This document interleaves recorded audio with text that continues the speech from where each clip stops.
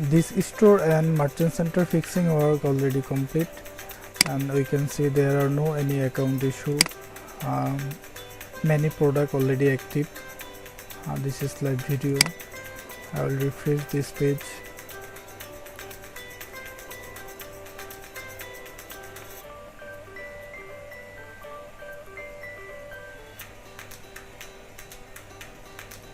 This is my France client project.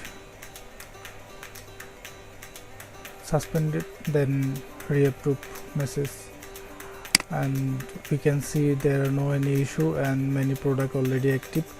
If your Google Merchant Center has been suspended for misrepresentation, you should to contact me.